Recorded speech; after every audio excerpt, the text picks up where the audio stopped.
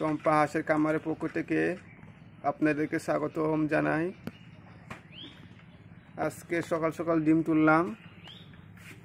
আজকে আমার হাঁস 50টি ডিম পেড়েছে। মোটামুটি ডিম সাইজ মোটামুটি বড় আছে। যেগুলা প্রথম পাতাছে এগুলো একটু ছোটো ছোটো, এটাও মাশাআল্লাহ কদিন পরে বড় হয়ে যাবে। 100 হাঁসের মধ্যে এখন 50টি ডিম পাচ্ছে। এই বৃষ্টির কারণে দুদিন একটু ডিম একটু কমেছিল, 41টা ছিল, আজকে আবার 50টা পেরেছে। দর্শক,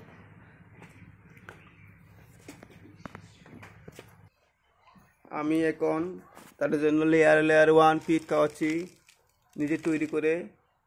এটা আমি নিজে তৈরি করেছিলাম। শুটকি গুঁড়া, ভুট্টা ভাঙা এবং লাইমস্টোন,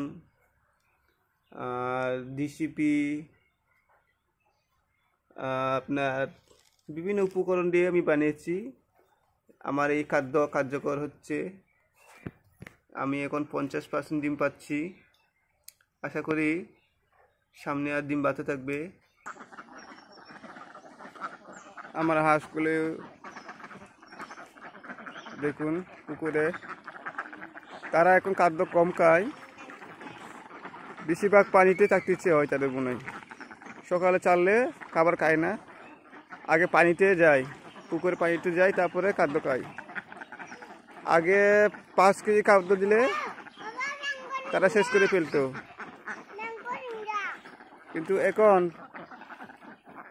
5 কেজি খাদ্য দিলে তারা সবগুলো খেতে পারে না। খাদ্য ওই যে খাদ্য রয়ে গেছে, এই যে এখানে দেখুন খাদ্য এখন তারা খেতে পারে না। এই যে খাদ্য, এই যে প্রায় 1 কেজি খাবার খাইতে পারে না। এখন আসলে ডিম পাড়া হাঁস খাদ্য কম খায়, আপনারা সবাই জানেন। আগে 5 কেজি প্রতিবার খাবার লাগতো, এখন তার জন্য 4 কেজি খাবার দিলেই হয়ে যায়, তাও খাদ্য খায় না। আগে আমার 15 কেজি লাগতো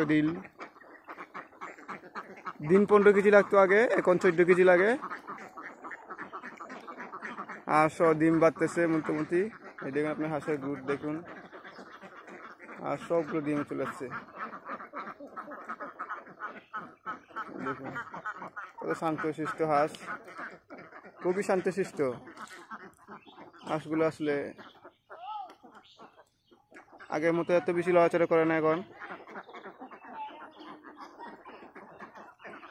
আর দিন 8টা, আপনি যদি সকাল 7টার দিকে ছাড়েন তাহলে দেখবেন আপনি, এই যে আমি এখানে পুকুর পাড়ে আমার ডিম পাওয়া যায়। পুকুর পাড়ে 2-1টা ডিম পারে,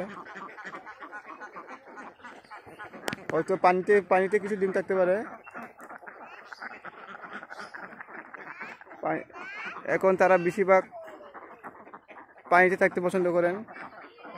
গত কয়েকদিন আমাদের এখানে বৃষ্টি ছিল, বৃষ্টির কারণে হয়তো কিছু ডিম কমে গেছিলো। মানে আমার ডিম 41টা 40টা, এই 40-41 আমার 2 দিন ছিল।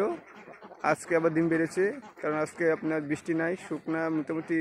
আজকে বৃষ্টি কমার কারণে ডিম চলে আসছে, আবার 50টা ডিম দিচ্ছে।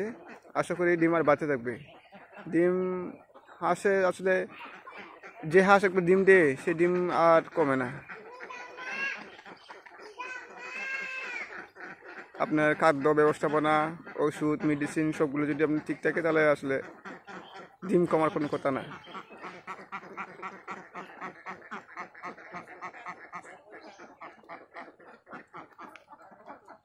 এই দেখুন কত সুন্দর শান্তশিষ্ট হাঁস।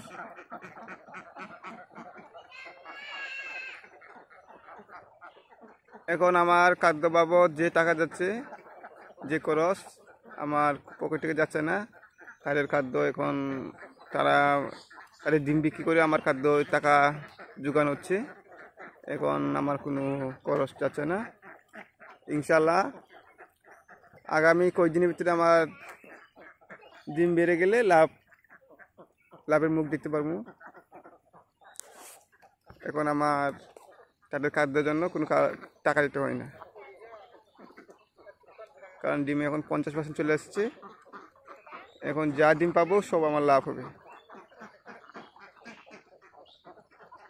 আজকে এই পর্যন্ত। আপনারা হাঁস সম্পর্কে আমাদেরকে কমেন্ট করে জানাবেন। আমি চেষ্টা করব আপনাদেরকে মোটামুটি সাজেশন দেওয়ার জন্য। আসলে হাঁস খামারে আমি প্রায় 3 বছর আছি। মোটামুটি আমার অনেক কিছু জানা হয়ে গেছে।